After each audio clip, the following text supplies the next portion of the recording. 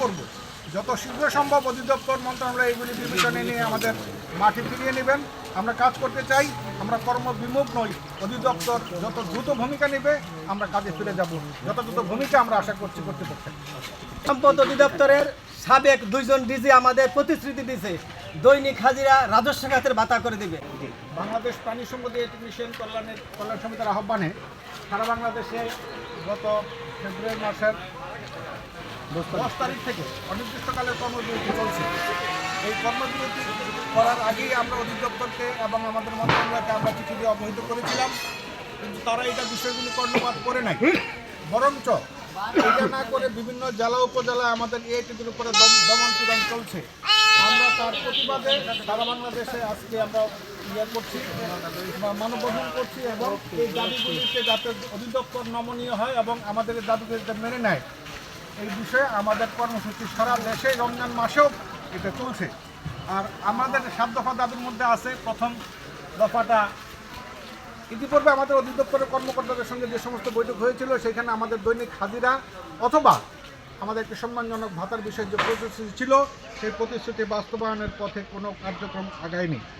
একই ইউনিয়নে একাধিক নিয়োগ প্রক্রিয়াটা বন্ধ করার দাবি আমাদের শুরু থেকেই ছিল, সেই প্রক্রিয়াগুলি এখনও চলমান। অধিদপ্তর বিজ্ঞাপন দিয়ে কিংবা কোনো ঘোষণা দিয়ে তারা সেটা বন্ধ করার প্রতিশ্রুতি এখনও ব্যক্ত করেনি। তারপরে আমরা একই ইউনিয়নে সরকারি কাজ করতাম একজন, কিন্তু পরবর্তীতে এখন পর্যন্ত 11টা বেসরকারি কোম্পানিকে অনুমোদন দেওয়ার ফলে এই পেশাটার মান মর্যাদা সম্মান এমনভাবে ক্ষুণ্ণ হয়েছে যে সেই পরিচয়টাও দিতে আমাদের এখন লজ্জা বোধ হয়। আমরা চাই যে এইগুলিকে নিয়ন্ত্রণ করা হোক। আর বেসরকারি কোম্পানিতে যারা কাজ করে তারা যেভাবে ইচ্ছা সেভাবে সিমেন্ট ব্যবহার করতেছে, এটার মাঠ পর্যায়ে তদারকির তীব্র অভাব আমরা অনুভব করছি। এটা আমরা চাই আরও নিয়ন্ত্রণ হোক। এর বিরুদ্ধে বেসরকারি কোম্পানিগুলি ব্যাপক অপপ্রচার চালাচ্ছে, সেইগুলি রোধ করার জন্য আমাদের জেলা প্রাণী সম্পদ অফিস, আমাদের জিডিআই অফিস এবং উপজেলা প্রাণী সম্পদ কর্মকর্তারা যথাযথ ভূমিকা নেবেন সেই আশাবাদ আমরা ব্যক্ত করছি। সেই বিষয়ে আমরা আমাদের দাবিগুলি বহাল রাখছি। এই কাজের জন্য তাদের রিপোর্ট প্রদান নিশ্চিত করতে অফিস আদেশ জারি করার আমরা অনুরোধ করেছি। ইতিমধ্যে এফএআই পদে যারা নাকি আপনার নিয়োগ পাচ্ছেন বা সামনে নিয়োগ হবে, আমরা চাই যারা যোগ্য এআই টেকনিশিয়ান তারা যেন এফআই পদে নিয়োগের ব্যাপারে অগ্রাধিকার পায়, সেই দাবিও আমরা এর মধ্যে করেছি। আমি আশা করব যত শীঘ্র সম্ভব অধিদপ্তর মন্ত্রণালয় এইগুলি বিবেচনায় নিয়ে আমাদের মাঠে ফিরিয়ে নেবেন।